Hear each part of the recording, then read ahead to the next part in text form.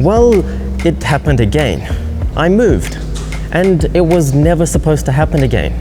So now I have a fairly big story to tell, and it's going to have to be pretty streamlined, because I might have dropped a hard drive with some fairly important footage on.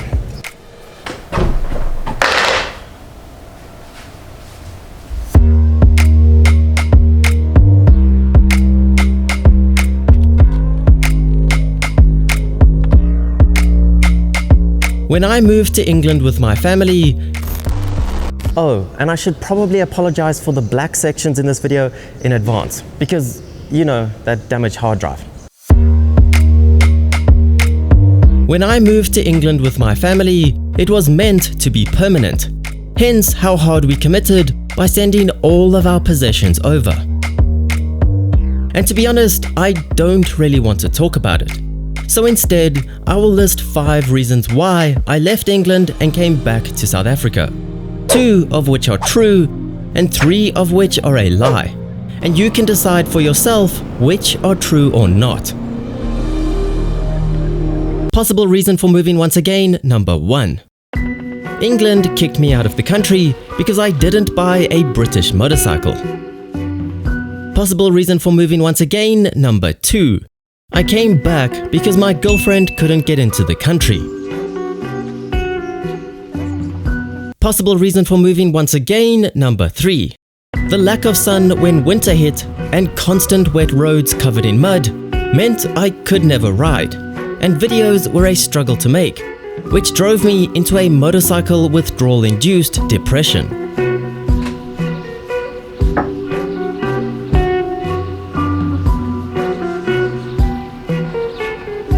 Possible reason for moving once again, number 4. It was such fun getting a COVID test that I just had to fly. Possible reason for moving once again, number 5. I hated the MT-09's purple paint so much that I couldn't get far enough away.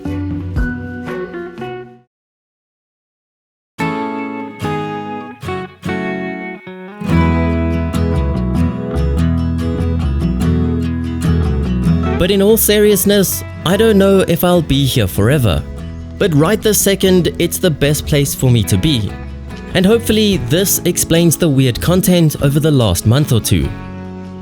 It's been fun having a bit of a break, finally spending time with my remaining family here and girlfriend after 6 unplanned months apart, while appreciating the summer sun, an environment that ultimately feels like home.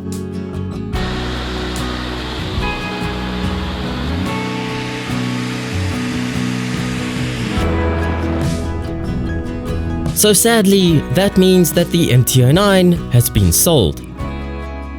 However, it didn't have to go far, because my father bought it off me, so at least we know that it's in good hands.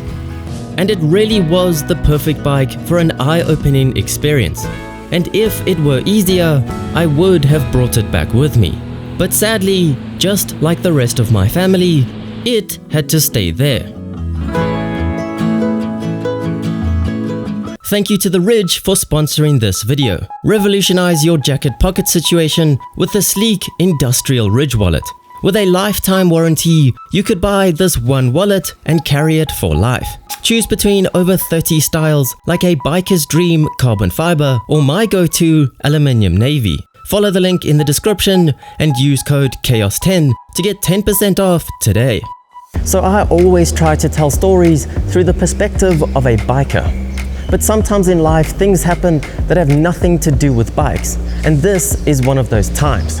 But one thing's for sure, that I will forever be grateful to the friendly people who welcomed me to England and showed me how things worked there. But now it's time for the next adventure. Between the bad weather and sully my bike, I've also had to find other ways to keep busy. And I don't know if you've noticed, but I love filming motorcycles. So I'm always looking for new ways to get epic bike footage. So when Beta FPV offered me a chance to learn to fly FPV drones, I couldn't resist.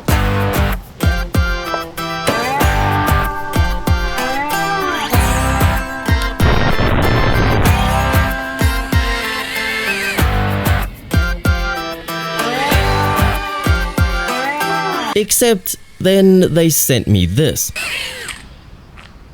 I mean, how am I supposed to get awesome bike shots with this tiny thing that captures footage with no more than 3 pixels? However, right before my dreams were crushed, they explained their plan to me, which goes like this. This tiny little drone might not capture the best footage, but it's indestructible. Trust me, I've tested it. Hence its green hue from mowing the lawn. Which means that it's the perfect drone to learn to fly, because you can't break it. And then, once you've mastered the art of drone piloting, which is more difficult than I expected, you can graduate to the more expensive FPV drones that can capture mesmerizing footage. This tiny little thing has kept me entertained for far longer than it should have, and comes as a complete set with the drone, spare batteries, controller, and goggles. It's immensely confusing flying it through the goggles perspective, but hopefully I'll get the hang of it soon. But if you've ever been interested in getting into FPV drones, I highly suggest you follow the link in the description. But the good news is that with the MT-09 stuck in the UK, we've made way for a new bike, or 2.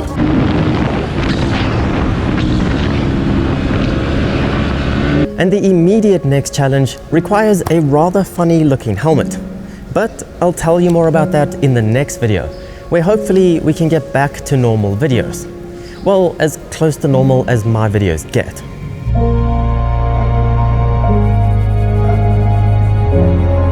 But anyway, subscribe so you don't miss the next challenge that sounds something like this. Which could easily be a snowmobile, you never know. And I'll see you on the next ride.